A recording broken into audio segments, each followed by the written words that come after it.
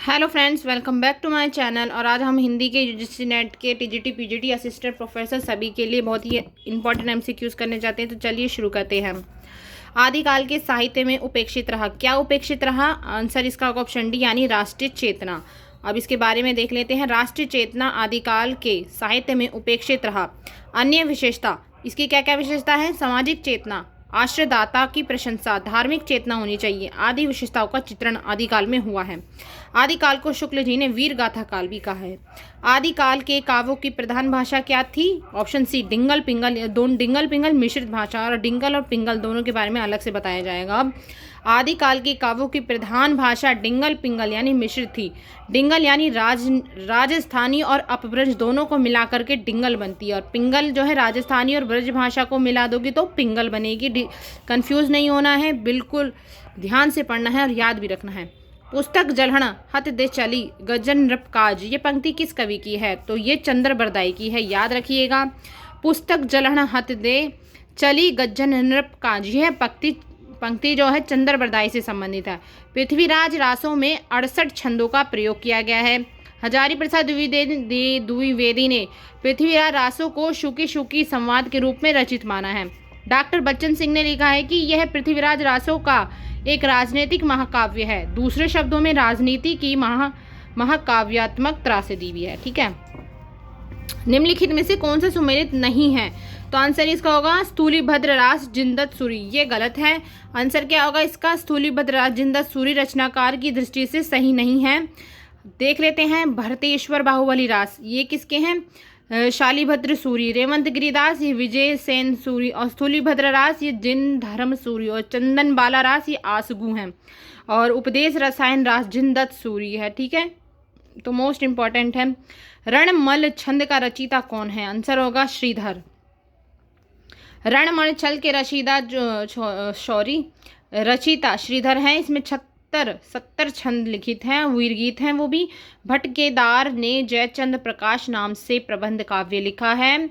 और मधुकर कवि ने जयमयंक, जस चंद्रिका और जोइंदू ने परमात्मा प्रकाश और योग सागर 2 पुस्तकों की रचना की है। ठीक है, अब आगे देख लेते हैं। पृथ्वीराज रासों में पृथ्वीराज के पिता कौन है? आंसर होगा है सोमेश्वर। ठीक है, प्राकृताभास हिंदी से आस्य क्या है? आंसर इसका होगा अपभ्रंश। प्राकृताभास हिंदी आश्य अपभ्रंश से है। प्राकृताभास हिंदी की रचना विक्रम की 7वीं शताब्दी से होने लगी। प्राकृताभास हिंदी का तात्पर्य प्रकृति की रूढ़ियों में बहुत कुछ बद्ध हिंदी।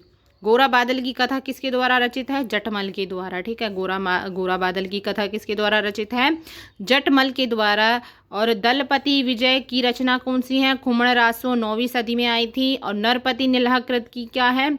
बिसल देव रासो, जो कि 13वीं सदी में लिखा था। और जलहण चंद्र बरदाई के पुत्र थे। ठीक है, और इन्होंने पृथ्वीराज रासो नामक रचना को पूर्ण किया था। नाथों की संख्या 9 बताई गई है। कौन कौन से हैं? नागार्जुन, जड़भरत, हरिश्चंद्र, सत्यनाथ, भीमनाथ, गोरक्षनाथ, चपट, जलंधर, मलयार्जुन।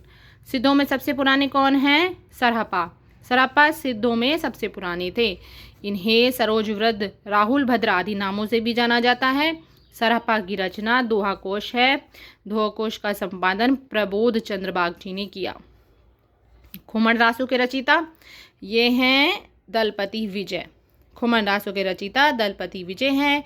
इनकी रचना 9वीं सदी में हुई थी। जगनिक ने परमाल रासो लिखा, जिसे आल्हा खंड नाम से भी जाना जाता है। नरपति नल्हा ने बिसलदेव रासो नामक ग्रंथ की रचना की थी, तथा चंद्रबरदाई ने पृथ्वीराज रासो लिखा था। निम्नलिखित में से कौन सी रचना विद्यापति की नहीं है? तो वो है जयमयंक जस चंद्रिका। जयमयंक जस चंद्रिका विद्यापति की नहीं, बल्कि मधुर भट्ट की है। कीर्तिलता, कीर्ति पताका और पदावली विद्यापति की रचनाएं। मोस्ट इंपॉर्टेंट है, ये बहुत आता है ये क्वेश्चन। पदावली आदिकालीन कवि विद्यापति के प्रसिद्ध का आधार ग्रंथ है। तो ये थे आज के क्वेश्चन। कैसे लगे कमेंट बॉक्स में ज़रूर बताइएगा। नेक्स्ट वीडियो में हम और भी क्वेश्चंस को कवर करेंगे। Thank you so much. Channel पर नए हैं, चैनल को लाइक, शेयर एंड सब्सक्राइब ज़रूर कर लें।